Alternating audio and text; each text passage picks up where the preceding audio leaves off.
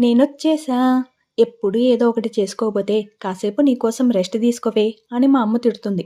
కానీ నువ్వు నేర్పించిందే కదమ్మా! ఇల్లు శుభ్రంగా పెట్టుకోవాలంటే ఏదో ఒక పని చేస్తూనే ఉండాలి. తప్పదిక.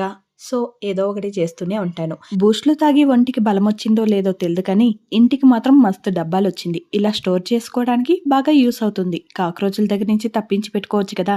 లేకపోతే ఎలకలు కొరికినట్టు కాక్రోచులు అన్నిటిని కొరికి పెట్టేస్తుంది. దానికొక చాక్ పీసు, దానికొక మందు ఏది పెట్టినా ఏదో అది బూస్ట్ తిన్నట్టు ఇంకా బలిసిపోయి తిరుగుతుంది నా కళ్ళ ముందే. ఓసీడీ ప్రాబ్లం వచ్చేసిందంటారా? ఉండొచ్చేమో. అన్ని జబ్బులు వచ్చేస్తుంది. ఇక వయసు అవుతుంది కదా! మనకిష్టమైన ఇడ్లీ తిందామని నా కోసం ఇడ్లీ పోసుకున్నాను. నాకు ఆపోజిట్ అందరూ దోసలే కావాలి. దోస పిచ్చోళ్ళు మా ఇంట్లో వాళ్ళందరూ. వాళ్ళ కోసం దోస పోసిచ్చేసాను. కార చట్నీ దోసకే సూపర్ ఉండింది. ఇడ్లీలు కాస్త డల్‌గానే అనిపించింది దాంతో పోల్చుకుంటే. మధ్యాహ్నంకి పులిహోర కావాలి మమ్మీ అని పిల్లలు అడిగారు. మాకు పప్పు పెట్టుకుని వాళ్ళకి పులిహోర కలిపిచ్చేసాను. అంతే.